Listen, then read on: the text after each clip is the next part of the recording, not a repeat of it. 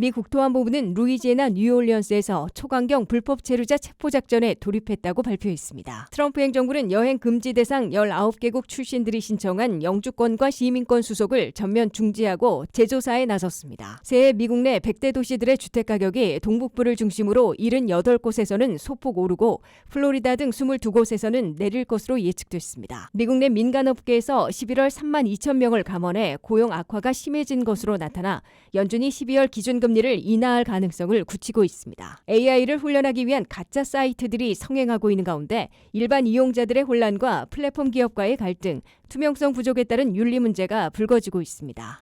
시청자 여러분 안녕하십니까? 워싱턴 뉴스 투데이입니다. 미 국토안보부는 루이지애나 뉴올리언스에서 초강경 불법 체류자 체포작전에 돌입했다고 발표했습니다. 뉴올리언스에 이어 소말리아인들이 많이 거주하고 있는 미네소타 쌍둥이 도시에서도 대대적인 불법 체류자 체포작전을 실시할 것으로 예고하고 있습니다. 불법 체류자 체포와 함께 이민 사기, 테러 조직에 대한 자금 지원과 돈 세탁 수사까지 전방위로 전개할 것으로 경고되고 있습니다. 안혜린 기자가 보도합니다. 연말 연시에도 트럼프 행정부의 대규모 불법 체류자 체포 작전은 쉴 틈 없이 전개되고 있으며 오히려 주 방위군 피격 사태로 한층 강력해지고 있습니다. 국토안보부는 3일부터 대규모 불법 체류자 체포 작전을 루이지애나 뉴올리언스에서 돌입했다고 발표했습니다. 국토안보부는 뉴올리언스 작전명을 오퍼레이션 카타울라 클런치로 명명했는데 루이지애나의 공식 사냥개 이름을 딴 것이어서 사냥개처럼 형사범죄 불법 체류자들을 추적해 물어뜯겠다는 의미로 해석되고 있습니다. 국토안보부는 온두라스와 엘살바도르, 과테말라 등 중남미 출신들과 베트남과 요르단 출신 강도와 폭행, 성폭행 등 가중처벌 범죄 전과자들 10명을 사진으로 공개 수배하고 이들을 추적 체포할 것임을 강조했습니다. 국토안보부는 뉴올리언스에서 수많은 범죄 불법 체류자들을 피난처 정책으로 거리에 풀어주었기 때문에 이들을 다시 체포하는 작전을 펴게 된 것이라고 설명했습니다. 뉴올리언스 불법 체류 체포 작전에도 시카고 작전에서 선봉에 섰던 국경순찰대원 200명이 투입돼 작전을 주도하고 있는 것으로 알려지고 있습니다. 트럼프 행정부는 로스앤젤레스를 시작으로 워싱턴 DC, 시카고, 노스캐롤라이나 랄리에 이어 루이지애나 뉴올리언스에서 5번째 대도시 대규모 불법 체류자 체포 작전을 전개하고 있는 겁니다. 뉴올리언스에 이은 넥스트 타겟은 미네소타주에 모여 사는 소말리아인들로 미리 공표됐습니다. 미네소타의 쌍둥이 도시들인 미네아폴리스와 세인트폴에서 대대적인 작전이 곧 펼쳐질 것으로 아이스는 확인했습니다. 도널드 트럼프 대통령이 다음 타겟으로 미네소타에 있는 소말리아인들을 거론하며 공개 경고장을 보냈습니다. 트럼프 대통령은 소말리아는 쓰레기라고 비난하며 우리는 이 나라의 쓰레기를 원치 않고 있으며 그들이 모두 본국으로 돌아가길 바란다고 일갈했습니다. 트럼프 대통령은 최초의 소말리아계 연방 하원 의원으로 선출된 민주당 이란 오마르 하원 의원을 거론하며 나는 항상 그녀를 지켜보고 있으며 오마르는 모두를 미워하고 있는 무능한 사람이라고 비판했습니다. 특히 트럼프 행정부는 미네소타에 8만 7천 명이나 집중 거주하고 있는 소말리아 커뮤니티에 대한 이민 단속에서는 불법 체류자 체포작전과 동시에 사기 결혼 등 이민 사기, 테러 조직에 대한 자금 지원을 위한 돈 세탁까지 전방위 수사를 실시할 것으로 경고하고 있습니다. WKTV 뉴스 안혜린입니다. 트럼프 행정부가 미국의 여행 금지 19개국 출신들에 대해 영주권과 시민권 등 모든 이민 수속을 전면 중지했습니다. 인터뷰와 선서식들이 취소되고 이미 승인받은 영주권과 시민권은 전면 재조사에 착수했습니다. 트럼프 행정부는 우려 국가를 19개국에서 최소 30개국으로 확대하는 작업에 들어가 이들 국가 출신들은 합법 이민 신청의 길이 좁아지고 다른 국가 출신들에 대해서도 지연 사태를 악화시킬 수 있다는 우려가 나오고 있습니다. 한면택 기자가 보도합니다. 백악관 부근에서 아프간 출신이 주 방위군들에게 총격을 가해 사상자를 낸 사태로 미국 비자는 물론 영주권, 시민권 취득의 길을 유례없이 좁은 문으로 만들고 있습니다. 트럼프 행정부는 여행 금지 대상 19개국 출신들이 신청한 영주권과 시민권 등 모든 이민 신청에 대한 수속을 전면 중지하고 이들 국가 출신들이 이미 승인받은 영주권과 시민권은 전면 재조사하고 나섰습니다. 또한 모든 국가 출신 난민 신청 심사를 무기한 중지시켰습니다. USCIS 미 이민 서비스국은 2일자로 공표한 정책 메모에서 3가지 이민 조치들에 착수했음을 공식으로 선언했습니다. 이에 따라 19개국 출신들의 영주권 또는 시민권 인터뷰들이 줄줄이 취소되고 있는 것으로 이민 변호사들은 전했습니다. 동시에 모든 시민권 취득 절차를 마치고 마지막에 거행하는 시민권 선서식도 이들 19개국 출신들에 대해서는 모두 취소되고 있습니다. 수개월 수년을 기다려 이민 서비스국에서 마침내 인터뷰하기를 고대해온 19개국 출신들은 갑자기 전면 취소된 사실을 알아채고 망연자실하고 있다고 이민 변호사들은 전했습니다. 특히 시민권 선서식을 갖고 미국 귀화 시민이 되기만을 기다려온 19개국 출신 영주권자들은 선서식 취소라는 사실을 깨닫고 그야말로 허공했던 멘붕 상태에 빠지고 있다고 이민 변호사들은 밝혔습니다. 낙담을 넘어 두려움에 빠져들고 있는 미국 여행 금지 19개국들은 아프간과 미얀마, 하이티, 이란, 리비아, 소말리아, 베네수엘라, 예멘, 쿠바, 라오스 등으로 주로 아프리카와 중동, 남아시아, 중남미 지역 국가들입니다. 여기에 크리스틴 롬 국토안보부 장관은 도널드 트럼프 대통령에게 미국 여행과 입국, 이민금지 대상국들을 현재 19개국에서 최소 30개국으로 확대해야 한다고 권고해 승인받은 것으로 나타나 곧 국무부의 선정 작업을 거쳐 대폭 확대될 것으로 예상되고 있습니다. 이민 서비스국이 우려국가 출신들에 대한 전면 재조사에 집중하게 되고 전반적인 영주권과 시민권 심사가 한층 까다로워져 미국 이민 서류 적재는 갈수록 악화돼 한인 수속자들도 적잖은 고통을 겪게 될 것으로 예고되고 있습니다. 올 6월 말 현재 미 이민 서비스국에 계류된 적재 이민 서류는 무려 1156만 건에 달하고 있습니다. 이 중 가족이민 청원 I-130이 집계 87만, 초청 153만 건이 밀려있고 가족이민을 통한 영주권 신청서 I-480은 59만 건이 적재되어 있습니다. 취업이민에서는 이민청원서 I-140과 영주권 신청서 I-485가 각각 17만 건씩 밀려 있습니다. 난민 영주권 신청서들은 쿠바 출신들이 28만 건, 다른 나라 출신들이 15만 건이 적재되어 있습니다. 미국 시민권 신청서 N400도 52만 건이나 밀려 있습니다. WKTV 뉴스 한면택입니다. 2026년 새해 미국 내 100대 도시들의 주택가격은 워싱턴 수도권 일원을 비롯해 동북부를 중심으로 78곳에서는 계속 소폭 오를 것으로 예상되고 있습니다. 플로리다와 조지아, 애틀란타, 캘리포니아, 샌프란시스코 등 22곳에서는 내릴 것으로 예측됐습니다. 뚜렷한 해빙이 없이 2025년을 보내고 있는 미국 주택시장이 2026년 새해에는 다소 나아지겠지만 잘해야 훈풍에 그칠 뿐 열풍을 느끼지는 못할 것으로 업계에서는 내다보고 있습니다.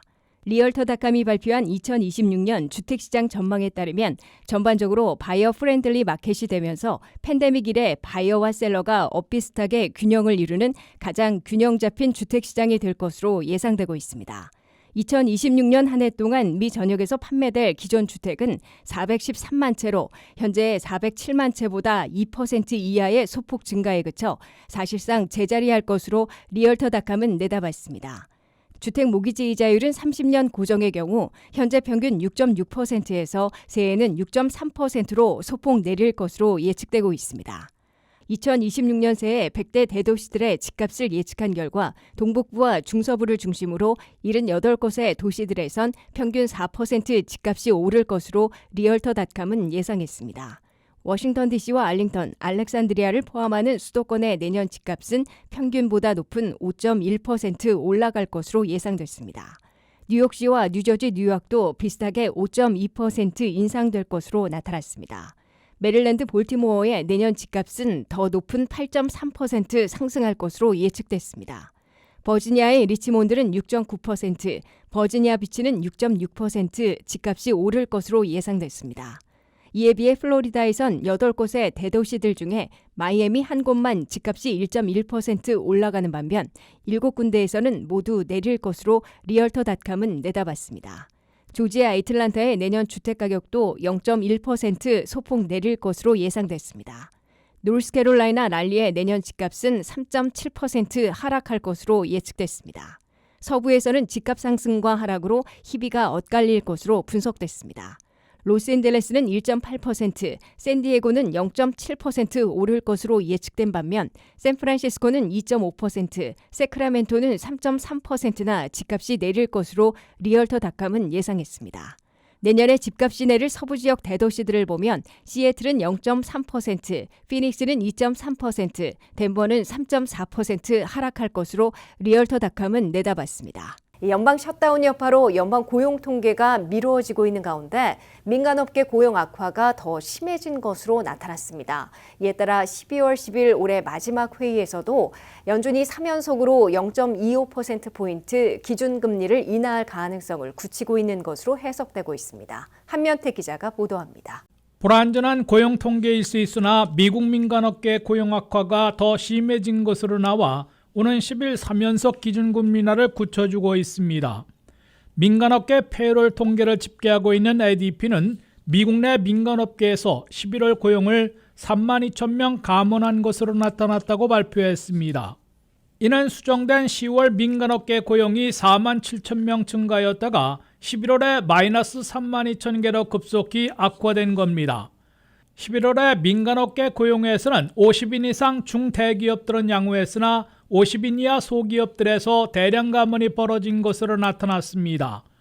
종업원 50명 이상 중대기업에서는 11월 한 달 동안 9만 명이나 고용을 늘렸습니다. 반면 50인 이하 소기업에서는 11월 한 달 동안 12만 명이나 대량 감원했습니다. 특히 소기업들 중에서도 종업원이 20명에서 49명 사이 업체에서 7만 4천 명이나 일자리를 축소했습니다. 미국 민간업계에서는 11월 한 달 동안 헬스케어와 교육에서 3만 3천 명, 레저 호텔 식당업 중에서 13,000명을 늘려 호조를 유지했습니다. 반면 프로페셔널 비즈니스 업종에서 2만 6천 명, 정보 서비스에서 2만 명, 재정활동에서 9천 명을 줄였고 생산 분야의 제조업에서는 18,000명, 건설업에서도 9천 명을 감원했습니다. 정부 통계까지 포함하는 연방노동부의 전체 고용 통계는 12월 16일에 발표됩니다. 이에 따라 12월 10일 연방준비제도가 올해 마지막 회의에서 기준금리를 결정하기 전에 나온 고용지표가 ADP의 민간업계 고용이 유일해 중점 반영될 것으로 보입니다. 11월 민간업계 고용이 더 악화됐다는 통계로 연준이 12월 10일 올해 마지막 회의에서 3연속으로 기준금리를 0.25포인트 더 내릴 것으로 기정사실화되고 있습니다. CME 그룹의 투자자들은 12월 10일 0.25포인트 더 내려 기준금리를 3.50 내지 3.75%로 인하할 가능성을 89%로 잡아 금리 동결 11%를 압도하고 있습니다. WKTV 뉴스 한면택입니다. 인공지능 AI가 사람 대신 예약하고 쇼핑하는 시대를 만들기 위해 실리콘밸리에서는 실제 웹 서비스를 정교하게 모방한 가짜 웹사이트를 만들기 시작했고 그 숫자는 빠르게 늘고 있는데요. AI의 능력을 키우기 위한 새로운 훈련장이지만 일반 이용자들의 혼란을 초래하고 플랫폼 기업과의 갈등, 투명성 부족에 따른 윤리 문제 등 여러 우려도 함께 제기되고 있습니다. 안혜린 기자의 보도입니다. 최근 인공지능 기술이 빠르게 발전하면서 정보 검색, 요약, 간단한 지시 수행 등은 이미 일상적으로 처리할 수 있는 단계에 도달했습니다. 그러나 실제 사무 환경에서 요구되는 다단계 의사결정 업무인 여행 일정 조율, 항공권 숙박 예약, 재고 비교 후 발주, 회의 일정 조정 등은 여전히 AI가 자연스럽게 처리하기 어렵다는 것이 현장의 반응입니다. 이러한 실사용 환경과 AI 능력 사이의 간극을 좁히기 위해 기술 기업들은 새로운 형태의 훈련 방식을 도입하고 있으며 그 중심에는 실제 웹사이트를 모방한 가짜 웹사이트가 있습니다. 실리콘밸리의 여러 스타트업은 아마존, 에어비앤비, 항공사 예약 시스템, 이메일 서비스 등 인기 플랫폼의 UI와 기능을 거의 동일하게 재현한 사이트를 제작해 AI 기업에 제공하고 있습니다. 이들 사이트는 기본적으로 사람을 위한 공간이 아니라 AI 에이전트를 위한 폐쇄형 훈련 환경입니다. 버튼 배치와 결제 절차, 메뉴 구조 등 실제 서비스와 유사한 흐름을 구현해 AI가 현실 세계에서 인간이 수행하는 업무를 그대로 따라하며 시행착오를 통해 학습할 수 있도록 설계된 겁니다. 이 과정에서 AI 에이전트는 수천 개 단위로 동시에 접속해 항공권을 검색하거나 장바구니에 상품을 담고 이메일을 정리하거나 주소 정보를 입력하는 등 다양한 일들을 반복 수행합니다. 이는 실제 플랫폼 기업들이 자동화된 봇 접근을 차단하고 있어 실서비스 환경에서 대규모 실험이 불가능해진 상황에서 나온 우회 전략입니다. 최근 일부 AI 기업이 항공사나 전자상거래 업체로부터 경고를 받거나 소송 대상이 된 사례는 이 같은 훈련 방식을 더욱 가속화시키는 요인이 되고 있습니다. 그러나 이러한 가짜 웹사이트 기반 훈련은 새로운 가능성과 함께 여전히 위험을 수반하고 있습니다. 실제 서비스와 거의 구별되지 않을 만큼 유사하기 때문에 일반 이용자가 접속할 경우 피싱 사이트로 오해할 수 있으며 사이트 오류가 실제 기업의 문제로 비쳐 브랜드 신뢰도에도 영향을 줄 수 있습니다. 또한 AI가 쇼핑, 예약, 결제까지 수행하게 되면 사용자는 플랫폼에 직접 접속할 필요가 줄어들고 이는 플랫폼 기업이 고객 접점을 잃는 결과로 이어질 수 있어 경쟁 구도를 더욱 복잡하게 만들 가능성이 큽니다. 결국 가짜 웹사이트를 활용한 AI 훈련은 기술 발전의 중요한 수단이지만 동시에 사용자 보호와 알고리즘 책임성, 플랫폼 질서 등 새로운 규범 논의를 요구하고 있습니다.